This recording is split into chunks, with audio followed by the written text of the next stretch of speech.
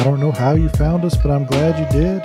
It's the If It's Sports Podcast, episode number 16.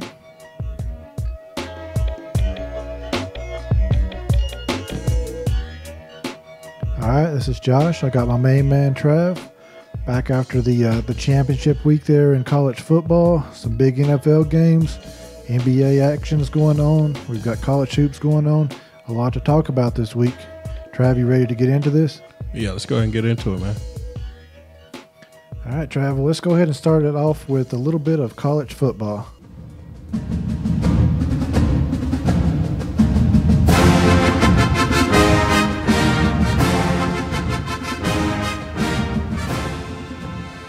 All right, Trav, that music right there is fitting. It comes out of the Pac-12 championship. We had Stanford taking on USC. I believe both of us picked USC in this one, and USC in a close one. They was able to come out with that win 31-28 against Stanford. Yeah, USC got the win in that one. Good win for USC. Sam Darnold threw for 325. Ronald Jones had a good game on the ground, 140. USC defense just came up big when they needed it. Was able to hold Stanford. Nice goal line stand. Bryce Love was sidelined during that. Could have been costly for the Stanford Cardinal. But overall, just a good game by USC. Darnold played one of his better games that he's played lately and was able to take his team on a big game-winning drive. Yeah, I think that was what everybody was expecting out of Darnold pretty much all season long. But that 99-yard drive kind of to seal it, that was clutch. Definitely got it done. Had a lot of help, like you said, from Ronald Jones on the ground. You know, USC didn't bottle Love up. He still got over 100 yards, maybe around 120 yards rushing on the ground. But like you said, you know, he did get hurt on the last drive there for Stanford. That really hurt him. But a big win, Pac-10 or Pac-12 champion. They'll be going to a big bowl game out of that one. Then one that we called, you know, the winner out of this one gets into the playoff picture for sure. Yeah, it was Miami taking on Clemson, ACC championship. Really wasn't much of a game, was it? No, pretty much a beatdown. Clemson came out and just really put it on Miami early and just stayed on them the whole game. Kelly Bryant continued to do what he's been doing pretty much all year. I mean, over 250 yards passing, ran the ball well, threw for a touchdown, ran for one. Just a good all-around victory for Clemson. Yeah, it definitely was. And, you know, I think this was – it showed where the programs are. You know, Miami, this is the first time that they've been back in a championship game in a while. Very young team. Maybe the stage was a little bit big for them right now. But Clemson, you know, they've been in the ACC championship a couple years in a row now. Last year, this team was in the national championship. You know, it seemed like they knew what to do on the big stage. Scary thing is, Miami team is young. They're only going to learn from this. So, you know, in a year or two, I think this Miami team is going to be contending for some more ACC championships. But right now, we got Clemson. They pretty much locked in a playoff berth. We'll get to the playoff picture there a little bit later on. Next game we had was number 6 Georgia taking on number 2 Auburn. I mean, that was just a big heavyweight SEC matchup right there. It's kind of turned out, you know, to be what we expected it to be. Some hard hitting, some injuries, but UGA did come out on top in that one. Yeah, I kind of had Auburn winning this one. You know, I was thinking that Johnson was going to be fully healthy in this game. I didn't know the severity of his shoulder injury on that. Not hedging any on that. I definitely, you know, was pretty solid on Auburn winning this one. But, you know, you could just tell that he was affected by that shoulder injury. He had a critical fumble in the game. He just wasn't his full self there, and Georgia took advantage of it. Their defensive line was very impressive. Oh, yeah, Georgia came up with some key turnovers, and Fromm played another good game, solid game, didn't make too many mistakes. So just I didn't really go either way on this game. I kind of left it open on that one, but Georgia did pull it out. Yep. Now we switch over to the Big 12 championship. That was TCU taking on Oklahoma. You know, could TCU get revenge on that early season loss that they had against Oklahoma? Could Gary Peterson's defense, you know, really lock them in on that one? just didn't happen. The offense from Oklahoma was just really rolling in that one. They had a big win, 41-17. Yeah, Heisman, contender, Heisman favorite Baker Mayfield just came out and really showed why he is probably the favorite to win the Heisman at this point in the season. So, he came out throwing the ball, running the ball, just, making those big plays that he does. Yeah, definitely. And then probably the closest game, I don't know if it was the most entertaining game to watch, but the closest game in any of the championships there was Ohio State taking on Wisconsin, sort of a ground and pound. Not too much of a passing game going on this one, but Ohio State was able to do just enough. Yeah, Ohio State came out with the victory over Wisconsin. I mean, Urban Meyer just some kind of way, like I always said, finds a way to win when he needs to, and came up with the big win. Was it enough for the voters to put them into that playoff? We'll get into that a little bit later. Yeah, and then really what I thought was the most entertaining game, Trav said, get out your calculators on this one. Get out your calculators. It set a record for a championship total score on that one. That was the Memphis versus UCF game, 65-55 UCF in a huge win on that one. Oh, yeah, just a great double overtime victory for UCF. Like I stated last week, get your calculator out because they were going to be, the scoreboard operator in this game was going to be the busiest guy, in the stadium, and he was. Just touchdown after touchdown in this one. Both quarterbacks just putting up over 400 yards. Just a great offensive showcase right there. It was. Scott Frost finishes out his last season there at UCF undefeated. We'll talk about his coaching change that's going to be going on here in just a minute. But, they really capped off a good season for this team. Very impressive. And then one game I'll let you get in there on, Florida State. Talked to them.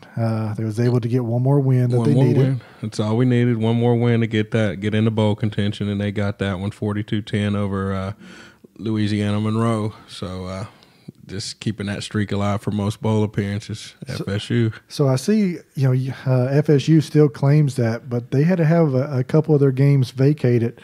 But you guys don't recognize those games as being vacated to end the streak? No, it's about the people. It's about the people in the media and everybody else that looks at those records. They still recognize that as the longest bowl streak. Yeah. Okay. All right. I think the people up at Virginia Tech, they may have a little bit different view on that one, but we'll go with that. Now, before we get into the playoff picture, we've got the crazy coaching carousel that's still going on in college football. First, let's just get into that Tennessee drama that's playing out. I don't think you could script it like this. I mean, if you was writing for Saturday Night Lights and you want to make some tension and some drama, I just don't think it plays out like this. We've got the former head coach coming in there now, and is the AD of the program. Phil Fulmer has been named the new athletic director in Tennessee, so Tennessee fans are happy for this. They love Phil. Yeah, they do. I mean, I was completely wrong on this. I said last week that there's no way you can fire your AD when you're in the middle of a coaching search. That's just going to put you even further behind. But it seems that reports that were coming out, Phil Fulmer was working behind the scenes while Curry was trying to do this. He was sort of sabotaging him and set him up. So they fired John Curry. They owe him $5.1 million. They owe Butch. They owe him about $13 million. So within the last little bit there, Tennessee's going to be paying out $18 million to guys that are no longer employed by the university. I just don't know where they're getting all that money from. Yeah, I know it's a lot of money on Rocky Top, but we got the next coach they bring in. This better be the one. That's all I got to say. It's got to be, and they hired Phil Fulmer. He was a good coach for them. He was able to win a national championship. But just because you're a good coach, does that mean that you're going to be a good AD? I mean, I don't know. That's a question that's out there. I don't know if it's interchangeable qualities. We've seen this. Some other stars that have went into managerial roles. Phil Jackson comes to mind. Didn't do that good in that type of position. So, we'll see how that plays out. Some other coaching moves that went on. Scott Frost, he is going home. He's going to Nebraska. He's going to lead them for the next 5 years. Got a nice contract on it. One that a lot of people don't really believe it happened was Herm Edwards got hired at Arizona State. They're the new life champions of college football. They took that title from Tennessee. your guy Jimbo, he's left out of there, and he went to Texas A&M for a boatload of money. Yeah, he got a lot of money to go out to Texas A&M. Basically, I guess FSU couldn't really match the offer from Texas A&M, so he packed his bags and he's heading out to Texas. So looks like he's getting a nice little deal with that one. Yeah, he kind of threw Florida State under the bus when he was leaving out too. He said, the main thing that was the decision to go out there was the administration was going to be fully behind him. I don't quite see that. I mean, I think Florida State, as far as their football program goes, over the years with Bobby Bowden and even with him, they're able to win a national championship. They get in top recruits. I just don't quite see throwing Florida State underneath the bus. Yeah, I don't understand that. He kind of left with a little bad taste in his mouth. Don't think he called any of his recruits, players that he had brought in, didn't really let them know what was going on. I think DeAndre Francois was kind of a little bit upset he didn't get a call from Jimbo, and Jimbo kind of let him know what he was planning on doing. So it's kind of a little bit messed up that he did leave in that manner. But he's gone now, and we're bringing in a new coach, and we're pretty happy with him. I want to go ahead and break that news that was just kind of coming out as we came on the airwaves here. Yeah, it looks like Florida State's named Willie Taggart as their new head coach. He has agreed to terms with FSU. Willie comes from Oregon. He was in Oregon for 1 year. He was at South Florida before that? South Florida before that, from 2013 to 2016. So he brings a 7-5 record from Oregon. So, kind of a mediocre season there. Just a little background on Willie. He is a Florida native. Okay. He did coach at South Florida. He's regarded as one of the top up-and-coming offensive minds in the college game.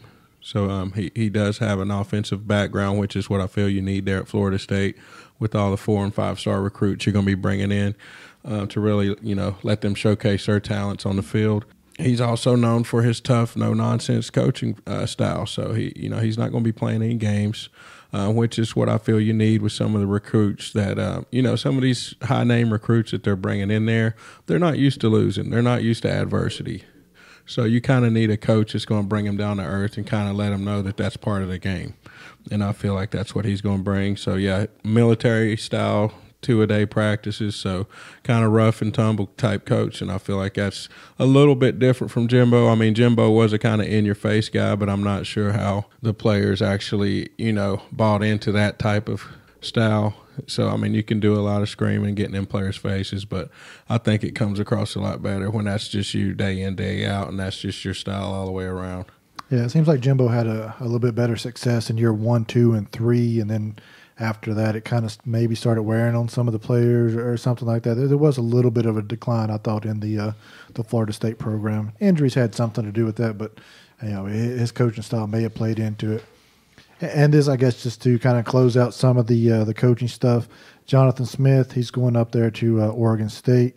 He's a former quarterback for them. And then Mississippi State, they brought in Joe Moorhead. He's the offensive coordinator from Penn State. So a couple positions that have filled out. It looks like the Oregon job's going to be open. That'll be interested to see who fills that one. Kevin Sumlin may be heading up that way. Yeah, you hear his name rumored in a lot of these coaching openings. I heard maybe at UCF as well. He's a good coach out there. Somebody probably needs to go ahead and sign him really quick on that. Before we get into the playoff, let's go ahead and dish out those helmet stickers from Week 14. Got a lot of people to pick from, some good performances in the championship game. Trav, I'll let you go ahead. Who you got? Well, Josh, I'm going to give my first helmet sticker to Kelly Bryant. Kelly went 22 out of 29 for 252 yards. He ran for a touchdown and he threw for one.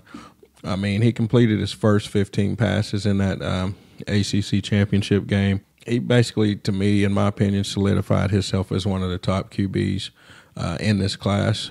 He's doing a really good job of succeeding Deshaun Watson. A lot of people, when he first stepped in, didn't know if he was going to be able to fill that role. But Big shoes. Yeah, I think he's filled that role and some. Yeah, he's done good. I mean, I think he's the quarterback that you need to beat Miami. Miami's young defense is fast up front, and he just showed the speed that they have. Him and a couple of the running backs that Clemson had, they were able to match the speed, and sometimes even had more speed than the Miami defense. Definitely, I can see why you're giving him a helmet sticker. Definitely. So he's led his team to that number 1 seed in the playoff, and I think, like you said there, the speed, I think it could lead him to a championship. So we'll just have to wait and see on that.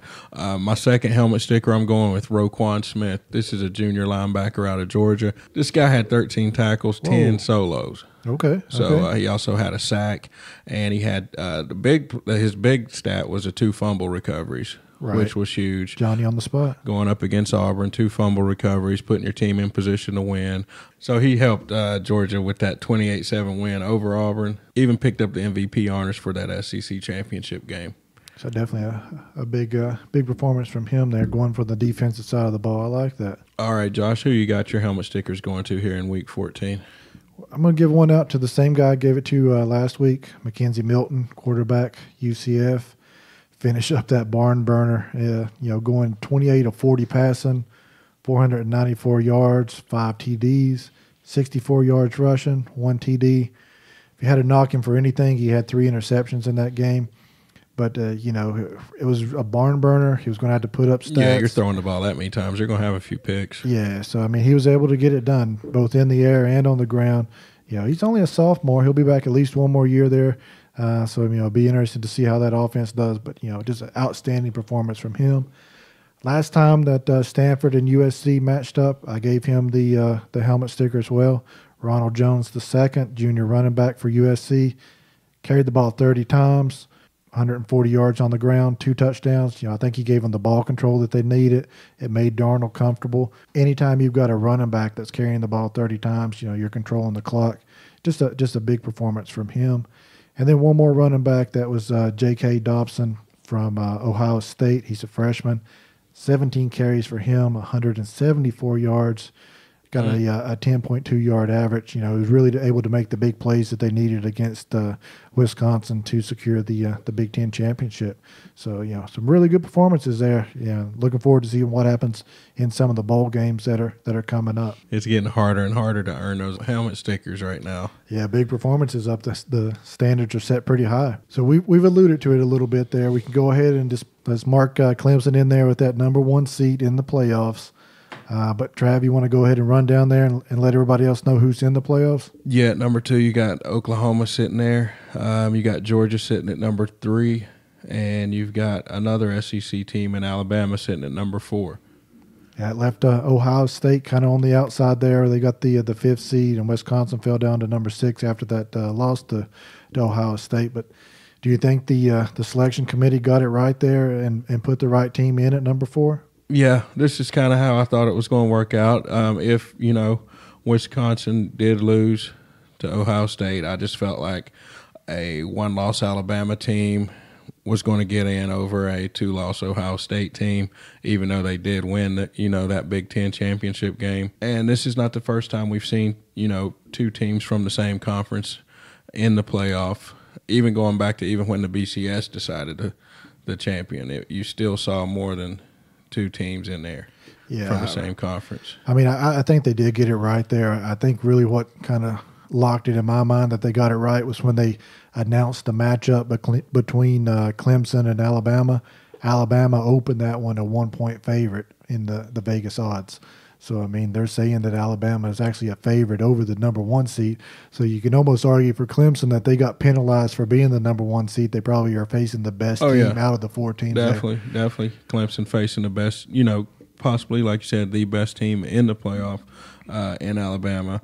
But you got to look at that Oklahoma-Georgia game. What a better matchup could you ask for right there? Both of these games are going to be great. You've got the Clemson-Alabama game that's going on in the Sugar Bowl, and then the Rose Bowl is going to have Oklahoma playing Georgia. There's going to be some exciting football there. It's going to set up for a good championship game. We could have 2 SEC teams facing each other. We could have 2 high-powered offenses in Clemson and Oklahoma facing each other. Mm-hmm. So, it's just going to be very exciting to watch. For sure. And don't forget, next week there is, one more regular season football game that goes on. Traditional game there. It's going to be Army taking on Navy. Game day is going to be there. Just a good environment to see, with all the cadets and all the troops, getting in there to watch that game. A really, really exciting game. Usually some good football.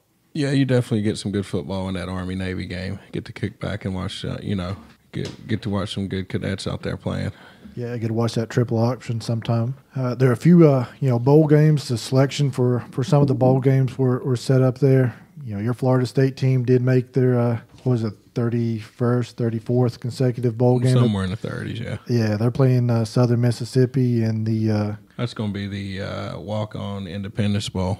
That's a big bowl. It sounds like there.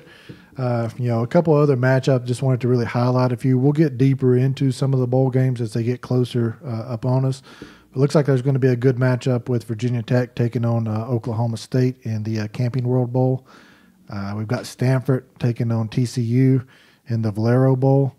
Washington State taking on Mississippi State. That's going to be a good matchup there. We've got USC. They're taking on Ohio State. That's definitely a good matchup in the Cotton Bowl. One that I thought was going to be interesting was going to see Louisville taking on Mississippi State. Does LaVar Jackson play in that one, or is he going to announce that he's going to the draft? We'll have to see how that one goes. And then Washington taking on Penn State out in the PlayStation Fiesta Bowl. And the two losers from the Big Ten Championship and the ACC Championship are going to take on each other. Wisconsin's traveling down to Miami to play Miami. So a home game for Miami there in the Orange Bowl. Down in the Orange Bowl. The Chick-fil-A Bowl, it looks pretty good too there. My boys from UCF, they got a number 12 ranking in the playoff polls there. They're going to take on Auburn. I still kind of feel they got slided on that. I would have liked to seen them maybe with a top 10 ranking after the undefeated season. Yeah, they didn't really get the respect that people thought they would after that undefeated season, but, still I think that's off strength of schedule. Yeah, I believe so, I guess. They did have 2 wins over Memphis, a win over South Florida. Those were pretty good teams. You maybe could have gave them a little bit more love. But we'll say, as they get closer up there, we're going to dig a little bit deeper into some of these bowl games. They're spaced out pretty good, so we can take a pretty deep look at each one of them. Now, what also got announced was the Heisman finalists. Your boy Saquon Barkley, he was left off of the list there for the final 3 that are going to be going. We've got Lamar Jackson, Baker Mayfield, and Bryce Love. Yep, Saquon didn't get in there. He just kind of let down throughout the season. Started off fast, had a good early start to the season, but a few games where he just did not perform as expected kind of hurt him. Yeah, when Bryce Love's putting up the big numbers that he did, he finished up the season there with over 1,900 yards on the ground, 17 TDs, and 8.3 yard per carry average. Those are big numbers to match up with, and I think he was a little bit below them. Baker Mayfield, everybody's saying he's the favorite. And then Lamar Jackson, he had a huge year this year. He had 3,400 yards passing. That's about 100 less than he had last year. He had 1,443 yards rushing. That's about 100 yards rushing less than he had last year. And nobody's really talking about him as a Heisman winner again. It's pretty tough when you're putting up those type of numbers and you're not being really considered for this. Well, I guess if you're the final 3, you're being considered. You're considered. Nobody's He's not a favorite. Not a favorite. That's kind of crazy. He led the ACC this year in passing yards and rushing yards.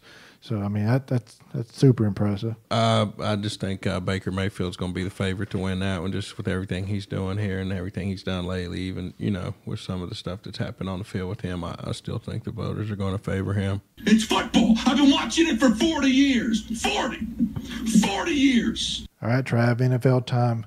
What do you have as your top story this week in the NFL? Top story's got to be that win by Seattle over your Eagles. Your Eagles did fall to those Seahawks in the Battle of the Birds.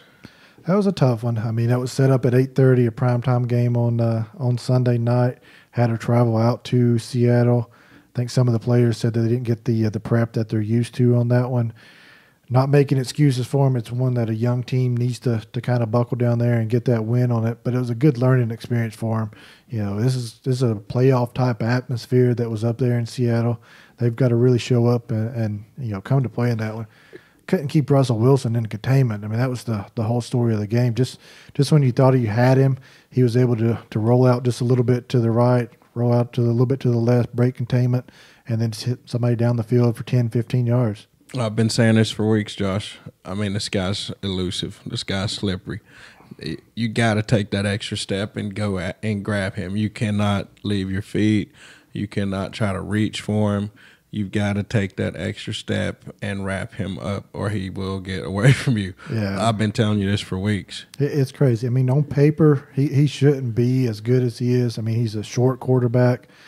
He's got a long wind-up in his throwing motion, but he overcomes all that. I mean, he's just super elusive. During the telecast, I heard they compared him to Randall Cunningham, Michael Vick, Fran Tarkenton, to Steve Young. I mean, when you're in that type of class of quarterbacks, you're in a special class of quarterbacks, and he definitely was.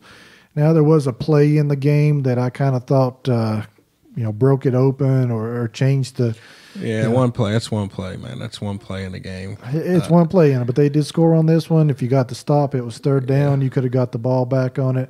It looked like he did forward lateral the ball. I mean, there's been a lot of debate that's out there on that, but I think in all interpretations of the rule, it was a forward lateral. It's on the coaching staff of Philadelphia. Even if they don't think that's a lateral, crucial part of the game, you've got to throw that red flag out there, I believe, just to have the booth review it. Yeah, but once again, Russell Wilson makes the play when he needs to make the play, and, he's rewarded for it. But like you mentioned earlier, this was a playoff-type atmosphere. I had that actually in my notes. These are the kind of games you're going to have to win. This is a playoff atmosphere type game, so I'm just not completely sold on the Eagles just as of yet. Can they win these type of games on the road when it counts in a hostile environment? So we gotta wait and see. I think we get the answer to that question maybe this week coming up. They've got to go down to Los Angeles and play the Rams. So another road game. Another tough road game. That should be one. Do you learn from this one? Let's see how they rebound on that. But that's a great point. I'm interested to see how that plays out. Something that I'm kind of looking at there is Cleveland's still winless. They haven't been able to get their first win of the year. I think it's been almost 2 years going back since they've had a win. That's pretty bad for that team. The Giants and your 49ers, they're sitting there with just 2 wins on the season. So as a fan, big win this weekend. Would you rather have that win against the Giants, or would you want the higher draft pick? We want that win. We want Jimmy Garoppolo going out there and getting that big victory, that leading us to that big victory. We want to go out these last 4 games on a positive note, let him get these wins under his belt. Let's go into next year on a 4-game win streak under Garopp. Okay. Well, Jimmy G. If it was, kind of end of the season right now, it looks like we've got Cleveland, the New York Giants at number 2, the San Francisco 49ers at number 3, Broncos at 4, Colts at 5, Bears at 6, Tampa Bay at 7, Cleveland fills in there at number 8 with a trade from the Texans. And then we've also got the Bengals at 9 and Cardinals at 10. I don't know, man. I think at number 3 you can get you a good draft pick. If you end up getting 3 or 4 more wins, that's probably going to put you into the 6, 7, 8 range there. We're not going to tank. We're going to go out and we're going to win. 1 through 10, you're going to get a quality player anywhere 1 through 10. Let's just go out and let the cards fall where they fall, but let's win. All right. So a team, I don't think they're tanking, but they're sinking pretty quick. The Chiefs right now, they're down to 6-6. They're in a 3-way tie in the AFC West now with the Chargers and the Raiders. I didn't see this coming at all. I thought this Chiefs team was going to run away with it. What's wrong with this team? Basically the defense is letting them down. I still believe in Alex Smith. I still believe in Andy Reid and what they're doing out there. They've got the right players. Their defense is just at some point going to have to stop somebody. If you look at Alex Smith's numbers, he's still 4th in the NFL in touchdown passes with 23. He's 7th in yards, over 3,200 yards, 3rd in completion percentage, right around 7th QB rating. So, he's still doing what he needs to do. The defense at some point has to make a play for you. I think I'm losing my faith in him. I'm going to go ahead and hitch my wagon to the Chargers. and see if they can go ahead and win this AFC West. Write it down. You got Chargers. I'm sticking with the Chiefs. All right, we'll see it battle out. I think Phil Rivers has got him one more rodeo here. He's going to go out in a blaze of glory. Him and Keenan Allen are hooking up really good right now. I think the Chargers are headed in the right direction, and the Chiefs, they're sinking really fast. And one other team that's kind of get it in there, we kind of gave them a hard time at the start of the season. We were saying where are they going to get their one victory at, and the Jets, the over-under on them was 4.5 wins. They just went ahead and clinched their 5th win. So if you had the over on the Jets, you made some good money on that one out there in Vegas. I don't know if you're a Jets fan, though, you like that. I mean, that's a franchise that needs some big players to kind of fill in some gaps on that. And right now you're out of the top 10 draft picks. Yeah, like I said, you got to win games. Wins are way better than losses. Wins are the best deodorant you can put on. So, I mean, these losses, you don't want these losses adding up on your team. I don't care how bad you need a draft pick. You can draft up. You can trade up in the draft. You don't want to just go out here and tank these wins. No. I'm a playoff guy. I mean, if my team isn't in the playoff, I'd rather them finishing, with a bad record. Because if you're not in the playoffs, it doesn't matter. If you're middle of the pack, missing the playoffs, it matters. That just doesn't do too much for me. One team that may be tanking there or doing some stuff to sabotage himself. Did you see this coming this week? Was the Eli getting benched? I didn't see the Eli part of him getting benched, but I did see the part about the coach getting fired once Eli was benched. I did see that coming. You can't mess with the Manning.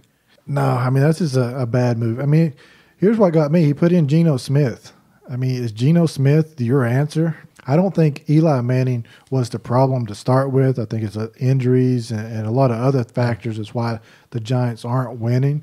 But Geno Smith, I mean, he can't be your answer. They've got a draft pick that's sitting on the bench that's their number 3 quarterback. If anything, if they'd have put the young guy in, they wanted to see what they had there. I could understand that. But Geno Smith, I think you pretty much know what you're getting with him. Yeah, don't like you said, don't go with Geno. This all comes down to Ben McAdoo, the coach, the former coach of the Giants, not wanting to take responsibility for his football team. So he's trying to place the blame everywhere, but where it should have went, and that was on him. Don't bench Eli. You see where that got you? Yeah. You can't bench Eli Manning. This guy has started over 200 straight games. This was the first time a Manning was not starting or playing in the NFL in over 20 years. I mean, come on. What are you doing? Yeah, I mean, at least let him start the game, bring in, the young guy to finish it out maybe or something like that. But just a bad move for him, and, it got him terminated. The week was a little crazy there with some of the on-the-field play, some roughhousing going on. What happened to Gronk up there in New England? Basically, Gronk went WWF style on a player. 1 game suspension that was handed out by the league. Do you think that was enough for the actions that he took? No, I think he deserved more. I mean, he's getting the same amount of suspension as Juju Smith-Schuster when Gronk went at a defensive player who was on the ground after the play was already over. Went at him with his brace on his left arm. Took his steps, got his steps right. Fell on him, got this guy a concussion in the meantime. So, yeah, I definitely think he deserved more in 1 game. Yeah, I mean, it's kind of the NFL going against what they're thinking. I mean, this guy intentionally hit a guy laying down helpless, and, the NFL is supposed to be trying to prevent concussions. I mean, there's no other – I mean, the guy's going to get a concussion when you do that. Gronk's a huge dude. Yeah, I mean, just look at the size difference between these 2 guys. Yeah, I mean, I don't get that. Juju, I don't think he would have got 1 game suspended if he hadn't stood over Burfict there. That was kind of classless, I thought, after especially one of the Steeler players was carted off earlier. You can't do that. Yeah, he's just caught up in the moment. I mean, he just took out one of Cincinnati's, top defenders, one of their bigger, more, built linebackers. I mean, and this guy's a little 18, 19-year-old dude, 20-year-old dude. I mean, so he was feeling himself right there. I mean, you can't stand over top of him.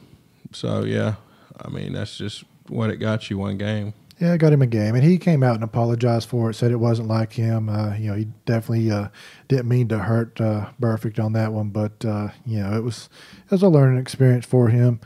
Some other guys that are kind of banged up. Eagles took a hit there at tight end. Zach Ertz went out that game. For him, looks like it may be a concussion for him as well. So we may be without our top tight end against the Rams. A couple quarterbacks that got banged up. Tyrod Taylor wasn't able to finish the game against the Patriots. And then Dak Prescott on the Thursday night game, he had a huge swelled up hand there, bruised. It looks like he's not going to miss any action for that. The swelling and stuff is going to go down, but just keep your eye on those players. And we can't forget about that injury from the Monday night game with Ryan Shazier. Basically took a terrible shot while trying to make a tackle. Kind of jammed his neck up. So they carted him off the field on a stretcher. At the time he was not able to move his legs. So I think we are getting some positive coming out now that he is, able to move his limbs now a little bit. So he did actually tweet, thanking the fans and everybody for the support he's been getting. So that is a little bit of a positive note coming out of that. So definitely hope he's getting better. Yeah, thoughts and prayers go out to him and his family for a speedy recovery. Make the ground shake. Trav, did you have any shakeup in your top five there after this week? Yeah, we had a little shakeup. Top 5 power rankings in the NFL after Week 13. Going number 5, New Orleans Saints, sitting at 9-3. Their defense is still giving up the most points of any division leader. Not sure if their defense is going to travel outside that dome or their offense. So they're definitely a homer domer type team. So they like to be at home. So we'll have to wait and see how they are later in the year. Number 4, got the Rams. They're also 9-3. I feel their defense will travel a little bit better than the Saints. So that's why I got the Rams over top of the Saints, and just feel like their offense with the young QB in Goff and the running back Gurley and the coach, I just got them a little bit of an edge over the Saints right now. Just a little bit younger, more vibrant team there. Number 3, I got the Eagles. I moved your Eagles down there. They are still 6-0 at home, but they do have 2 losses on the road against Seattle and Kansas City. Not sure how they're going to be in the playoffs if they have to go on the road. At number 2, got the Patriots. They're 6-0 on the road, 10-2 overall. Brady's still getting it done, with his cast of non-MVP receivers. So he may be a game without Gronk, but that's definitely not going to hurt him. And at number 1, I got the Vikings. They've won 8 straight, and they're 10-2. They just came off a win where that defense held Matt Ryan and company to 9 points. Case Keenum, the quarterback, stat of the weekend, no incompletions in the second half. Wow. Playing great team ball all around. Yeah, I believe he was the offensive player of the month last month there. So, you can't bench him. That's been all the talk about the Vikings is benching the quarterback, and he's just getting it done. So, Saints 5, Rams 4, Eagles 3, Patriots 2, Vikings 1. All right. Well, we're a little different on that. Same team there at number 5, though. I've got the Saints after their win over the Panthers there, 31-21. I don't think the Panthers came to play in that game. It definitely, you can tell that Cam Newton doesn't have all the weapons that he's used to. Olsen's out. They traded Benjamin off on that one. The wide receiver core there with the Panthers just isn't what it used to be.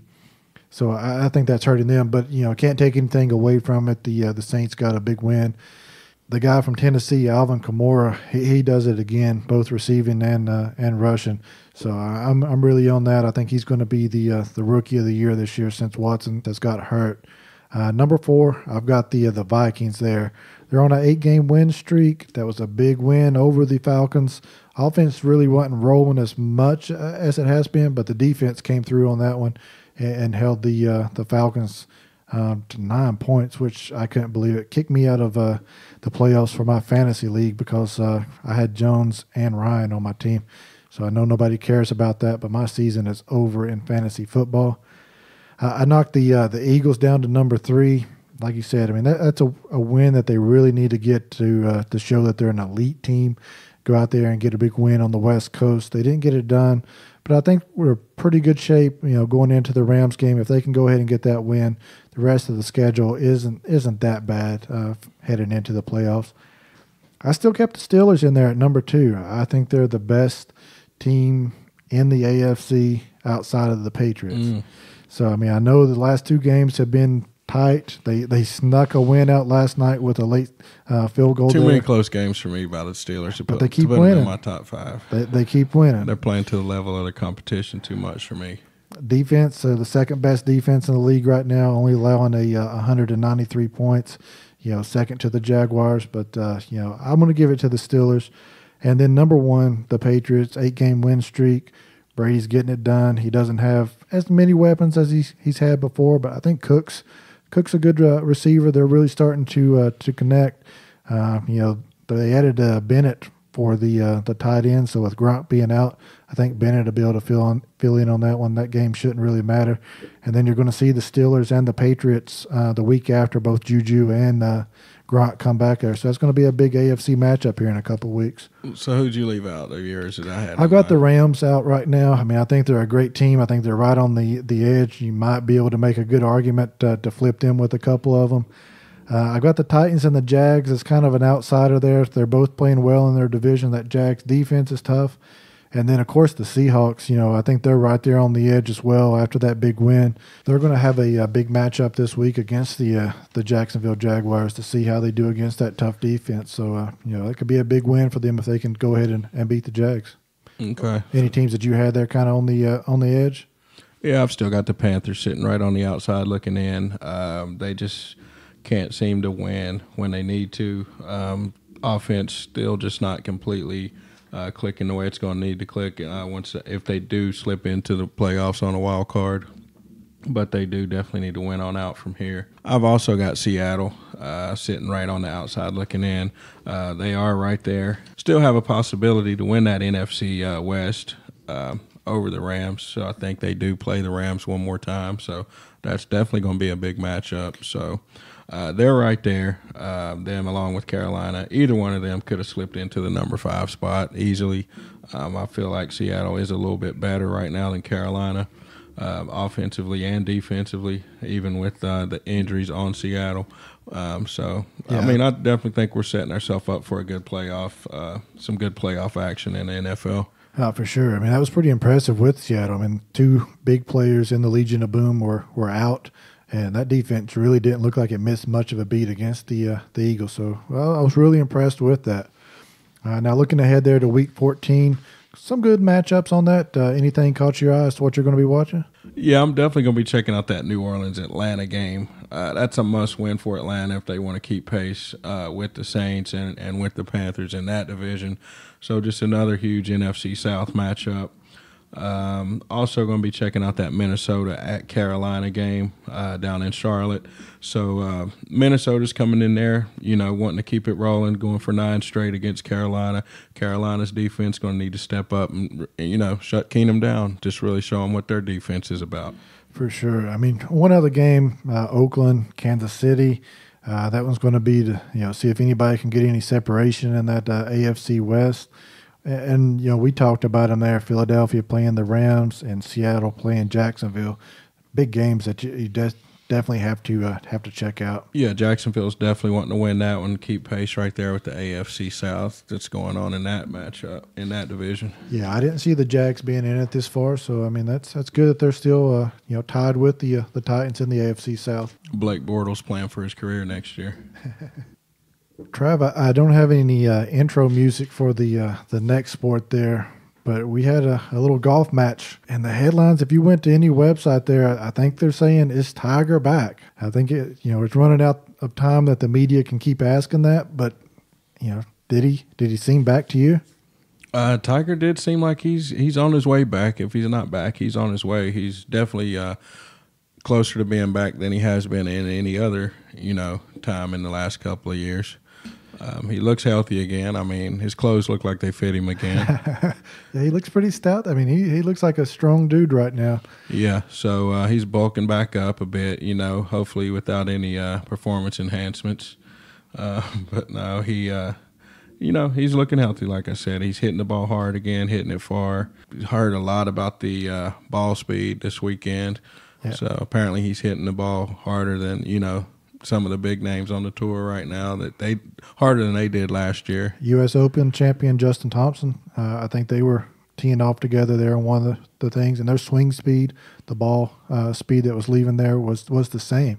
And Tiger had a higher apex. He was driving a little bit higher, and his ball went further than some of the young guys there. And he played 4 rounds without any pain. He wasn't, grimacing any in the middle of the rounds. Round 3 was a little bit tough for him. The wind was blowing on that one. I think what you're really seeing right now with Tiger's game is the short game is missing. So some of his chip shots came up about a foot or two short. He still shot an 8 under. So, he finished 9th in this tournament. So, that's pretty impressive. I think what the key is to this is the Tiger thinks that he's Superman again, and he goes and gets in a lot of events, is really what got him in trouble. Last year he took a long flight over to Dubai.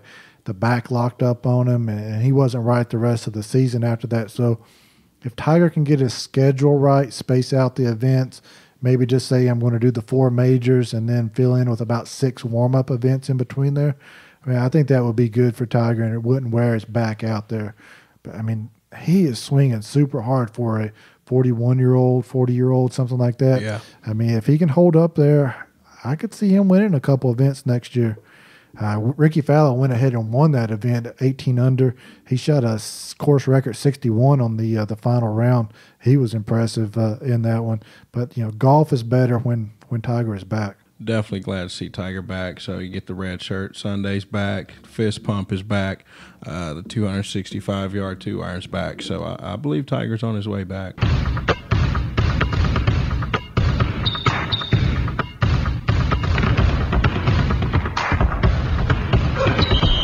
All right, Trav, NBA is about a quarter way through the season. We've got some teams that are surging, and we've got some teams that are pretty stagnant right now. One of those is the Thunder. We kind of talked about it earlier in the year. Could Melo, Paul George, Westbrook all mesh together? And right now, this experiment just really isn't working out too much. We've got the Thunder sitting at 10-12. They're the last team that's out of the playoffs right now in the Western Conference. Yeah, I just don't think they found a way to put it all together yet. So that is something we talked about in the earlier episodes. All 3 players do like to, dominate the ball, and they just haven't figured out a way to, get it done just yet. Yeah, we saw Oklahoma. They gave up Victor Oladipo to go in the Paul George trade. Oladipo's getting it done for Indiana. He's averaging 23.4 points a game. That's a good younger asset that they gave up to get Paul George. Paul George, he isn't too much of a drop-off in points, and he's playing really good defense there, but just the chemistry of the 3 I don't think is there. Another team that is still surging and still going, that's the Cleveland Cavaliers. They got off to a slower start, but then LeBron's kind of put this team on his back. They still haven't lost. I believe they're going on a 10, 12-game win streak right now. Looks like Derrick Rose is back with the team after dealing with some of the injuries. It looks like his heart's back in it. He's going to keep on playing. So the Cavs are surging. But something happened last week that's never happened before. LeBron was ejected from a game. Yeah, it's been a lot of ejections this last week. Seems like I think KD got ejected again. Yep.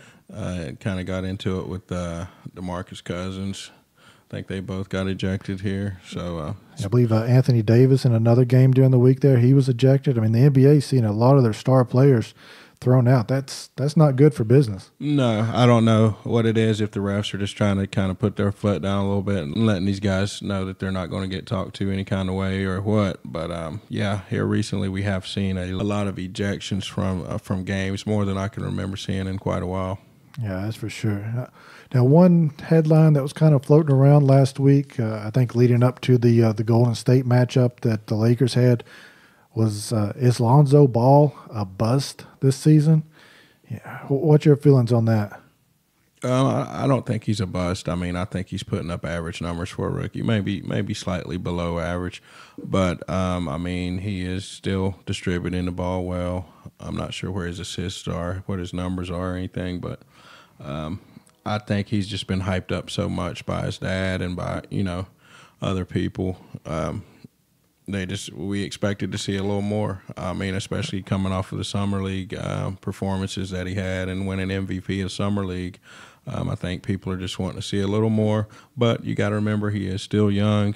I don't think he's a bust, but I think we just need to give him some time. Yeah, I mean, I think if you look at the hype level and the expectation levels that was set for this guy, who could have lived up to it in their rookie year, or who could have lived up to it in their first 20 games of their rookie year? You know, he's had a couple triple-doubles. His shooting from the field is pretty bad. Yeah, they're going to have to do something with his shot. He needs to get a shot coach. He needs to change his shot. His shot's coming from, I don't know where it's coming from, left field, it's left hip, somewhere. He's bringing it from the left, that's for sure. And you know, he's a pure rhythm shooter, and it's tough to get into that rhythm I think that he's used to from the college level. The distance that he's having to shoot some of the threes from is a little bit tougher there. So, yeah, definitely. I think you can't – I mean, you're not going to be able to reconstruct his shot, I don't believe, this late in his development, but you can kind of fine tune it in there. Oh, you can fine tune it. You can alter it a little bit, I believe, and still he can keep the essence of his jumper. But yeah, something's going to have to change with that because it's just not a consistent release point every time, and you got to be able to get that shot off consistently in the league. Right, and until he can do that, the defenses are just going to drop back. He's doing really good assists. He's doing really good with the rebounds for a point guard, but he does need to start knocking down a few jumpers from the field on that one. Two guys that don't have a problem getting their shots off consistently would be Stephen Curry. We did find out he's going to be out for about 2 weeks with a sprained ankle. Is that going to affect the Golden State Warriors at all? If KD's back, I don't think it really does. I mean, it's going to affect him, yeah. I mean, you're not going to replace Curry. He brings a lot of energy to it. He spaces the floor out to make some of the other guys a lot more effective. So, I mean, yeah, they're going to miss him for sure. He just hit his 2,000th three-pointer of his NBA career. I mean, he's only been in the league 5-6 years and already hitting the 2,000 mark. So, I mean, that's just unbelievable. So, the pressure that he puts on a defense, you really can't replicate that with anybody else that's on the bench. But I think they've got enough talent to kind of coast through this. Kind of disagree with you on that, Josh. I don't know. I think this could hurt Golden State a little bit with Curry being out. I think this kind of messes with their chemistry a little bit. Like you mentioned, the way they space the floor, the way they distribute the ball to each other. I think we might see Golden State drop a few games during this 2-week span with him being out. They could. I mean, the thing that they've got going for him is they've got this guy called Kevin Durant. I mean, if he can put a team on his back like LeBron is doing with the Cavaliers, it may be harder for KD to do that right now because I think he is battling a little bit of injury. But, I mean, I think you've got a player that, if you really want him to, he can go out there and give you a 45-point night to pour those in there. But, Booker out there in the Suns, he's been pretty much all of their offense right now. Yeah, he had 46 earlier in the week. Didn't he put up 70 this year also? I think it was last year to finish out the season there against Boston. Yeah. So this guy's definitely a pure shooter. He's strained his adductor muscle, so kind of on the inner thigh there. So it looks like he's going to have an MRI and see where he stands. So we'll have to just kind of wait and see where he's at on that. Probably be day to day. All right, Trav. Like we said, we are a quarter of a way through the NBA season. If you had to go right now, who's your MVP on the season? Right now, I have to give my MVP to James Harden. I mean, he's just putting up tremendous numbers, leading the league in scoring at 31.7, rebounding the ball, assisting the ball, just leading his team to victories. He's got Houston sitting at the top of the West right now, I believe. So I think they've been on quite a few game win streak. So have to give it to James Harden. Can't argue with you there. He would get my vote for the MVP. I think LeBron is right there nipping at his heels though, with the numbers that he's putting up in his 15th season. The Greek Freak up there, he's putting up some huge numbers. And another guy that I would put in there that's maybe in that top 4, top 5 range is DeMarcus Cousins down there. Big man's getting it done. He's shooting 7 threes a game and making 3 of them a game. So, I mean, you've got a 7-footer that's out there distributing the ball, rebounding the ball. It's pretty impressive. There's some really good stars right now in the NBA.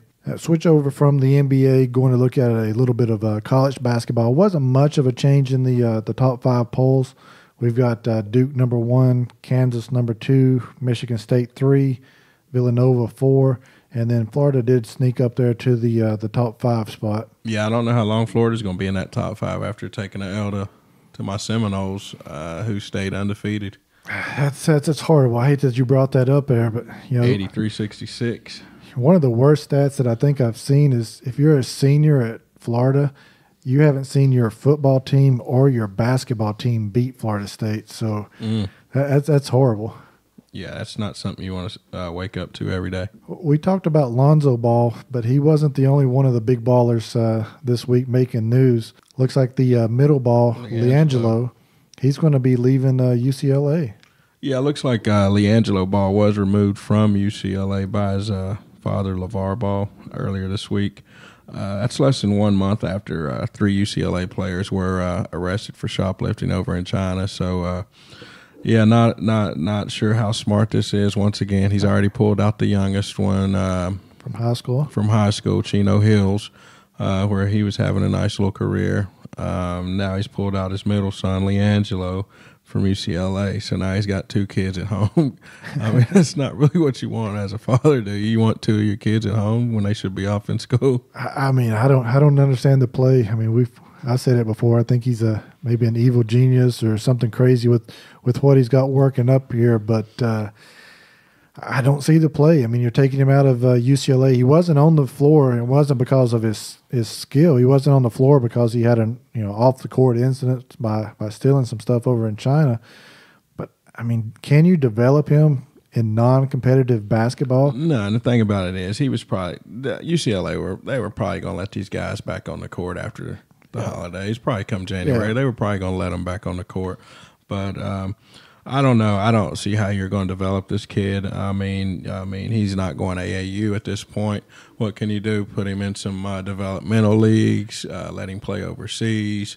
I don't really know. But as far as what I've been here or what I've seen and heard from a lot of GMs and scouts in the league, LiAngelo's not even on their extended boards. No, and I don't think he's going to be going back to any colleges or transferring because they say he's got his own shoe coming out. So I think that'll probably mess with his eligibility and anything like that. So, I mean, we'll have to see how this plays out. But I think this may be a misstep by Father Ball on this one. Yeah, the big baller brand's taking a big hit right now. And, of course, you did have Melo. He's got a scholarship that was given to him last year, his sophomore year, for UCLA. I don't think he's going to be playing at UCLA either. No, I think UCLA and the Lakers are getting kind of fed up with LeVar's mouth. Yeah, I think the Lakers went ahead and made sure that none of the media is going to be where kind of some of the family gathers after the game, so we don't get the LeVar quotes after each Laker game. Yeah, they're putting a silencer on LeVar. Now, LeVar didn't make the list this week, but let's go ahead and check out who some of our big dummies were this week.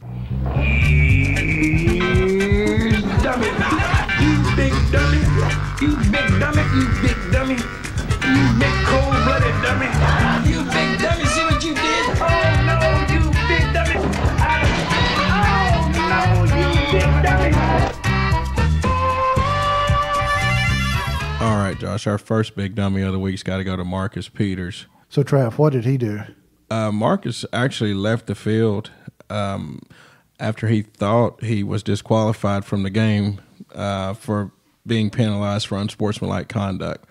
Later to find out he wasn't actually disqualified from the game, so he made his way back out to the sideline. Okay. What was he penalized there for, the unsportsmanlike conduct? The whole reason he was penalized for unsportsmanlike conduct was because he picked up an official's flag and threw it about 13 rows up into the stands. That's a nice souvenir some fan got for coming to the game. Definitely. So we got to hit him with it. You big dummy. Our second big dummy's got to go to the demolition crew that was charged with the task of bringing down the Silverdome in Pontiac, Michigan.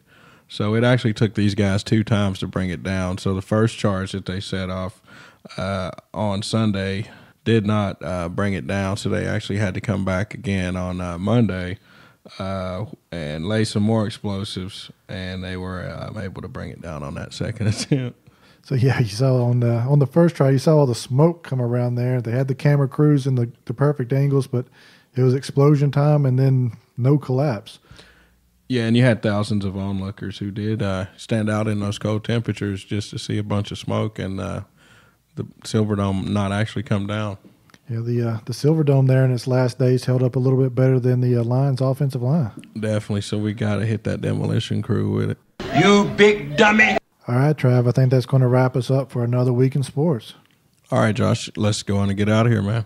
Thanks for listening, and if you enjoyed the show, please help us out with a subscribe on your favorite platform. To find all listening services and social media accounts, check out our website, ifitsports.com. Select the Listen to Podcast link from the top menu. The If It Sports hotline is open 24/7. Just leave us a voicemail with your contact information at 276-415-0029. We'll be sure to get back with you on information how you can be a guest on our show. And remember, if it's sports, we're talking about it.